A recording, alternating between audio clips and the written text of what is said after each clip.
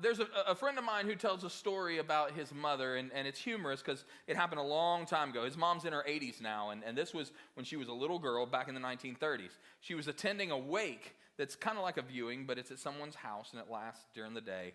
And she was distracted playing with her doll when all the adults went in the other room, and she didn't realize that she was the only person left in the room with the casket. And back then, they didn't have the technology that they do now. So this person in the casket had died sitting up.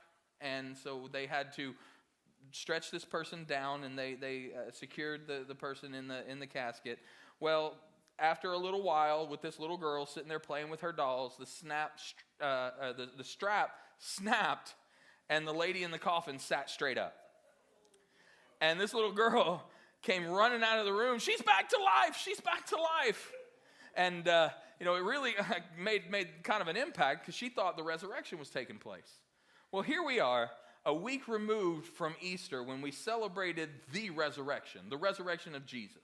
But today I want to close out our life series by talking about how we live life. The way that we live life is to live the resurrection. The first week, we talked about choosing life and how we are to stand up for those who can't stand for themselves and be the voice to the voiceless. The next week, we talked about the Palm Sunday when Jesus lived that bold life by making a bold declaration that he is both King of Kings and Prince of Peace. Last week, we saw that full life, that we're able to live a full life because of the empty tomb promise that is the Jesus resurrection. And today we're talking about live life because we're going to live that resurrection life. Because life is full of mishaps and difficulties, and it's easy to fall into a helpless feeling that comes along with that.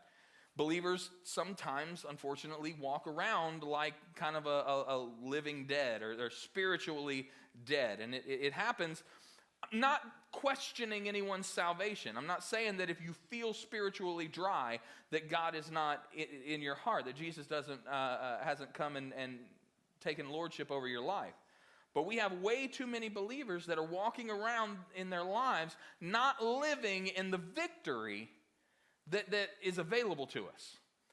Because the Bible says that we're made more than conquerors. Now, I like to win. I'm a very competitive person. When I play games, I either win or everybody else is miserable. Because I'm not a very gracious loser. Let's just say that's one of the things I love when I play racquetball. I want to go out on the court and I want to impose my will on my opponent. And I want to make sure that I win very handily. So I know what it feels like to win. And that's a good feeling. But we are made more than conquerors. And if winning is as enjoyable as it is, how much more enjoyable is living more than a conqueror? And my prayer this morning is that everyone under the sound of my voice will examine your lives through this lens that I'm describing, that we live the resurrection in our lives. So there's a difficult moment that we're going to look at in John chapter 11. It's the two sisters, Mary and Martha, and their brother Lazarus. Beginning in verse 1 of John 11. Now a certain man was sick, Lazarus of Bethany, the town of Mary and her sister Martha. It was that Mary who anointed the Lord with fragrant oil and wiped his feet with her hair, whose brother Lazarus was sick. Therefore the sisters sent to him, saying, Lord, behold, he whom you love is sick. When Jesus heard that, he said, This sickness is not unto death, but for the glory of God, that the Son of God may be glorified through it. Now Jesus loved Martha and her sister and Lazarus. So when he heard that he was sick, he stayed 2 more days in the place where he was. Then after this, he said to the disciples, Let us go to Judea again. So many times we have this urgency in our lives, and I don't know that it can be any more urgent than a close loved one being on their deathbed. That's a rather important issue, but we're faced with a tragic opportunity. And as we're facing that, we wonder, where is God in this difficulty? Where is God during this trial? Because no matter who you are, you're going to face trouble. The word says that. Jesus said in John 16:33, in the world you will have tribulation. But it didn't end there. There's a comma. Be of good cheer. Actually, there's a semicolon for all my English teachers out there. It says, but be of good cheer, comma. I have overcome the world. Yeah, we're going to face difficulty. But Jesus himself said, take cheer, because he has overcome the world. So we know that it's part of life, and that's why we need to hear messages like this, so that we're sure that we're living that resurrection life. So Jesus wasn't in a hurry to get back to Lazarus. The Bible lets us know how much Jesus loved this family, but Jesus knew something else was up. Verse 11, these things he said, and after that he said to them, our friend Lazarus sleeps, but I go that I may wake him up. The disciples don't really get what Jesus is saying here, so he clarifies. Then his disciples said, Lord, if he sleeps, he'll get well. However, Jesus spoke of his death, but they thought that he was speaking about taking a rest and sleep. Then Jesus said to them plainly, Lazarus is dead. And I'm glad for your sakes that I was not there, that you may believe. Nevertheless, let us go to him. That's a tough thing to hear. Jesus kind of gives them this, I'm glad I wasn't there, because there's something you need to know. There's something that I need to teach you during this. Verse 17, so when Jesus came, he found that he had already been in the tomb 4 days. Now Bethany was near Jerusalem, about 2 miles away. And many of the Jews had joined the women around Martha and Mary to comfort them concerning their brother. Now Martha, as soon as she heard Jesus was coming, went and met him, but Mary was sitting in the house. Now Martha said to Jesus, Lord, if you had been here, my brother would not have died. But even now I know that whatever you ask of God, God will give you. Jesus said to her, your brother will rise again. Martha said to him, I know he will rise again in the resurrection at the last day. Jesus said to her, I am the resurrection and the life. He who believes in me, though he may die, he shall live. Oh, Jesus, I know. I've followed you. I know that he's going to come back in the resurrection. I've listened to all your teaching. Look, nobody paid attention to Jesus like Martha and Mary and Lazarus. So they were some of his closest people in the world. So when Jesus said, oh, he'll rise again, oh, I know, Jesus, we've heard you tell this story before. Yeah, it's going to happen in the resurrection. And Jesus is like, no, I am the resurrection.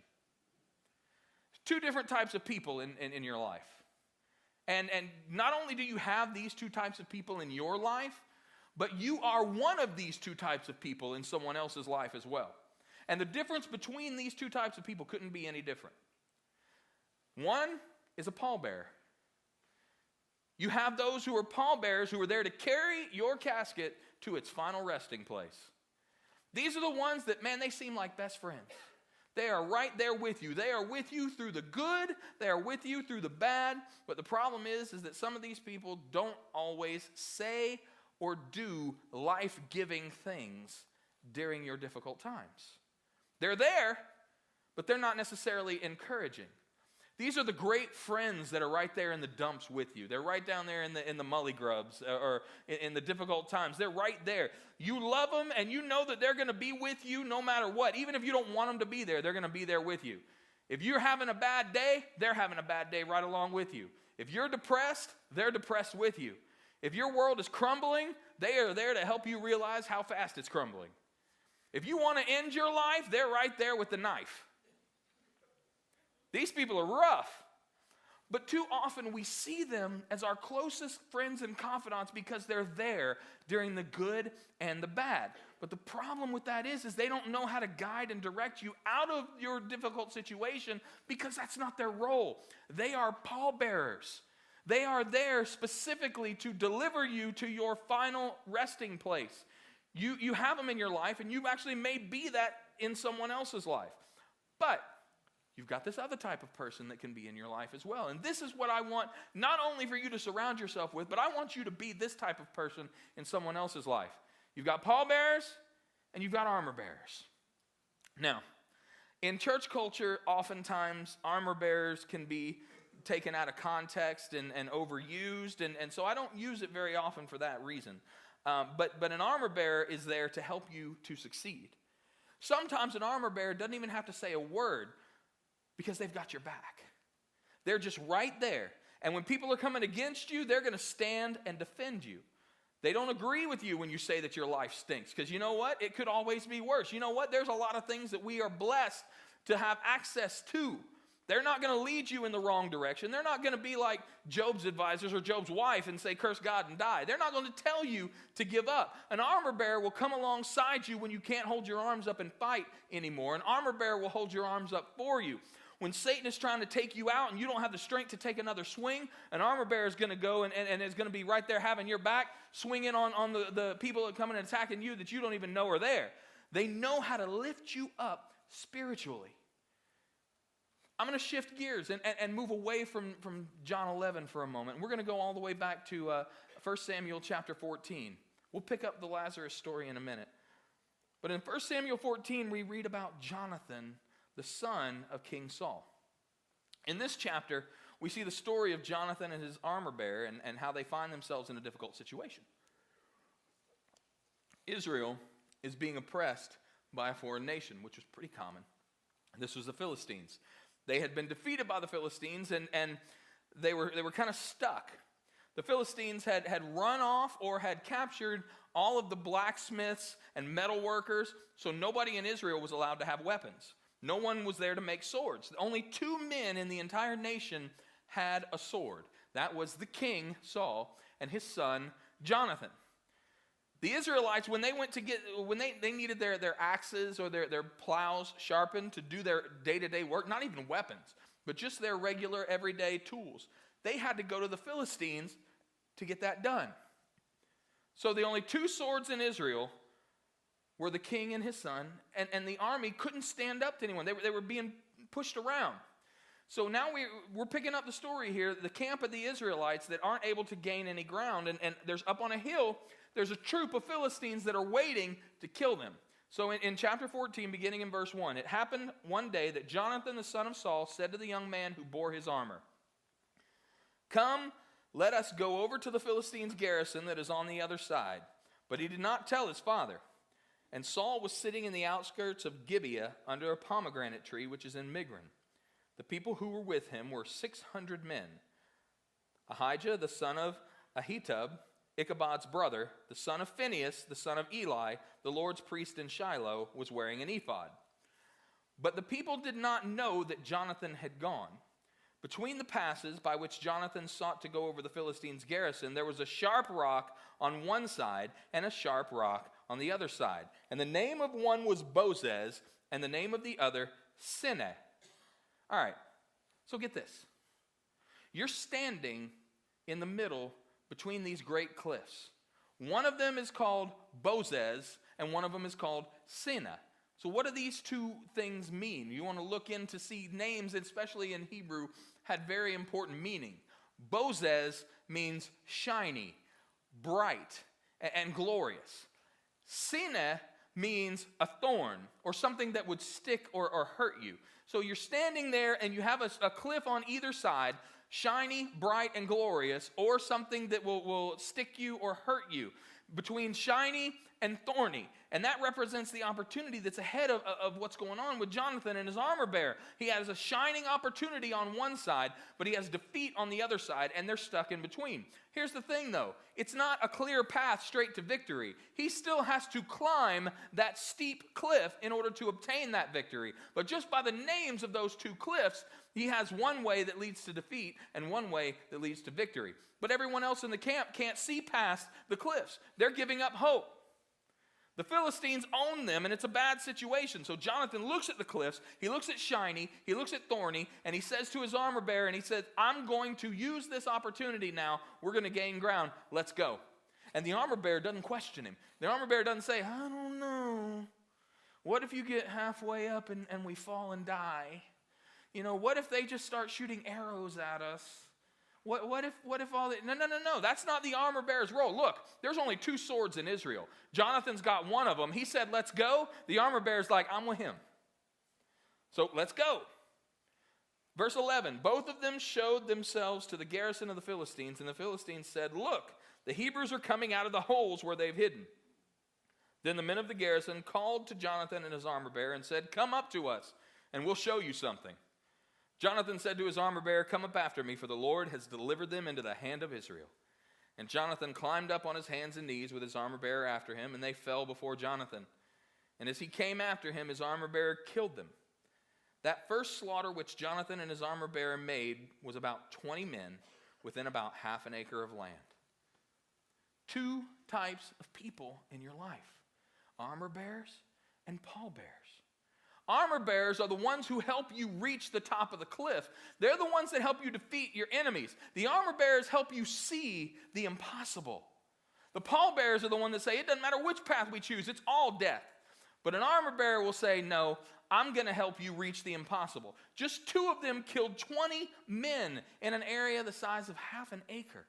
Story goes on to talk about when Saul heard the commotion of the battle, he went to join in. And what he found was that the rest of the Philistine camp was confused. And what happened when God confused them? They began turning on each other. They began to fight each other. That God was having them fight the battle so the Israelites didn't have to. How are the Israelites going to win a battle? They don't have any swords. Where are the swords? The Philistines have them, and they're using them on each other. David wrote in Psalm 23, in verse 5, it says, you prepare a table before me in the presence of my enemies. That's the sort of thing this is talking about. On Wednesday nights in the bridge class, we're talking about Psalm 23 and the Lord's Prayer. And we're not to this verse yet, but we're getting there pretty soon. You prepare a table before me in the presence of my enemies. When you walk up and your enemy has turned on himself, that is a table being spread before you in the presence of your enemies. When you don't have to lift a finger to fight and your enemy is turned on each other, God is preparing a table. And the way that starts is by having people in your life that help you realize that you've got to live that resurrection life.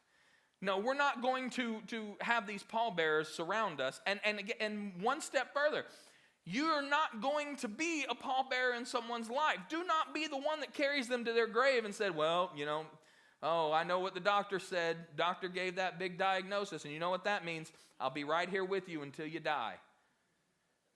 An armor bearer says, I know the doctor gave you that diagnosis, but greater is he that is in me than he that is in the world.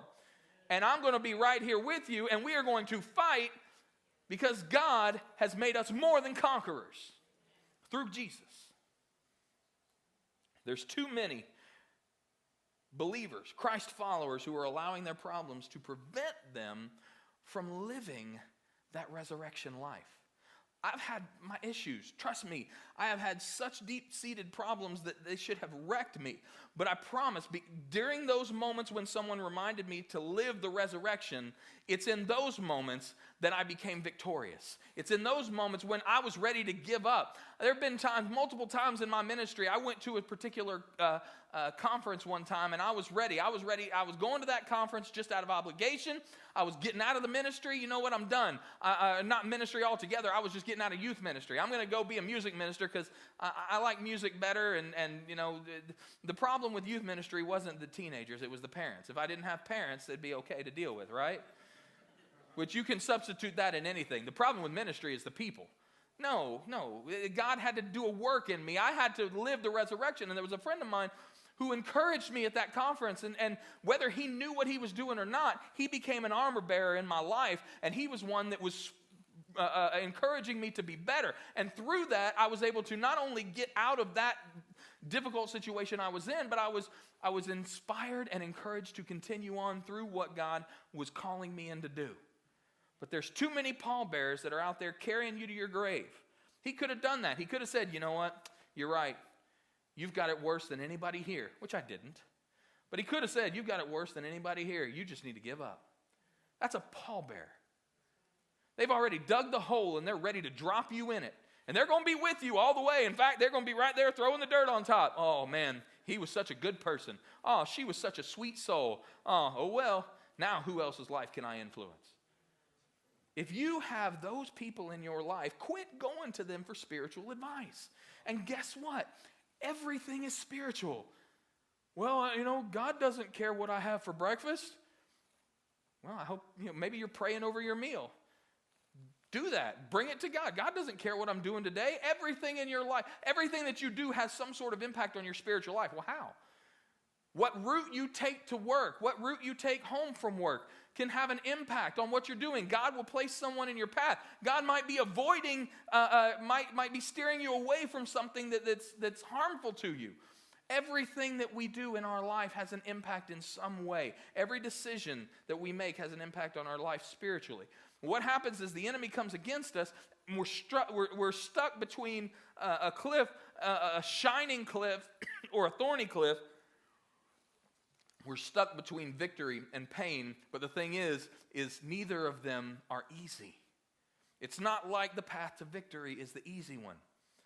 And as Christians, we too often, choose to either stay where we are, or we just allow the path of defeat to be our default because we don't think that we can make it up that shining cliff. The victory is going to take some difficult times. And we have pallbearers in our lives convincing us that's too hard. You're not qualified to do this. Well, I'm glad I'm not qualified to do what God has called me to do, because then I begin to take credit for it. And I don't ever want to take God's glory. It ain't my glory. Back to John 11. Remember the last thing we read when Jesus was talking? He said, I am the resurrection and the life. So your Savior, Jesus Christ, declares himself as the resurrection. Now keep in mind, this was before the empty tomb for himself. Verse 34, and he said, where have you laid him? They said to him, Lord, come and see. And Jesus wept. Then the Jews said, see how he loved him. And some of them said, could not this man who opened the eyes of the blind also kept this man from dying? That question right there, does that come from an armor bearer or a pallbearer? Hey, Mary. Hey, Martha. I know your situation is already bad, but let me just pour into it a little bit more here. This friend of yours that supposedly performed all these miracles, yeah, we've heard about this Jesus character. This Jesus guy, didn't he have the power to heal your brother before he died? Man, that is a pallbearer if I've ever seen one. Then Jesus, again, verse 38, groaning in himself, came to the tomb. It was a cave and a stone lay against it. Jesus said, take away the stone. Martha, the sister of him who was dead, said to them, Lord, by this time there is a stench, for he has been dead 4 days. Jesus said to her, did I not say to you that if you would believe, you would see the glory of God? Then they took away the stone from the place where the dead man was lying. And Jesus lifted up his eyes and said, Father, I thank you that you have heard me, and I know that you always hear me. His friend was dead. This man that Jesus loved, the Bible specifically mentions how Jesus loved the sisters and their brother. It says in the middle of his pain, he says, Father, I know you always hear me. And that's one of my encouragements for you today. My being an armor bearer for you right now is to tell you, even though sometimes you doubt, you need to know that he always hears you. And that's a prayer that you need to pray the way that Jesus prayed. Even though I doubt, God, I know you hear me. Even though I can't see you, I know you're always near me. Even though sometimes I don't live the resurrection, I know the tomb is still empty. He said, Father, I thank you that you have heard me, and I know that you always hear me. There is not a way, there's not a time that you call on the name of the Lord that he's like, forget it. When we call on his name, he rescues us. I know that you always hear me, but because of the people who were standing by, I said this, that they may believe that you sent me. Now when he said these things, he cried with a loud voice, Lazarus, come forth. That is significant. That phrase is significant. Jesus made it personal, calling Lazarus by name. I said it last week, that if Jesus had not mentioned the name of Lazarus, the graves would have been cracking open and people would have just been walking out all over, because that's the power of the resurrection. That's the power that Jesus has. He was very specific when he said, Lazarus, come forth. He made it personal. It's not just about you, Mary. It's not about you, Martha. We're going to deal with y'all later. Your brother is the one in need. I'm not going to waste any more time. Father, I know that you hear me, but I'm saying this for the benefit of everybody else under the sound of my voice. Lazarus, come forth. Verse 44, and he who had died came out bound hand and foot with grave clothes, and his face was wrapped with a cloth. Jesus said to them, loose him and let him go. And here's what happened in that moment. This is what happened in that moment, and this is what can happen right here this morning. If you came in here carrying stuff, if you came in here as a pallbearer, Those pallbearers became armor bearers like that because they experienced the resurrection power that resided within Jesus. They experienced what could happen when Jesus spoke words of authority. And they were no longer pallbearers. They turned into armor bearers. Those who had doubt suddenly saw what happened and their role was instantly changed. So my encouragement to you this morning is you come forth. No matter what's going on in your life, if you feel dead, if you feel dry, if you are in a barren land and spiritually, come forth out of that. That's how it works. Even though you've been walking around dead, even though you wondered how he's ever going to come through for you, come forth. He's calling you to live that resurrection life. He's saying, I am the resurrection and the life. He who believes in me, though he was dead, will live again.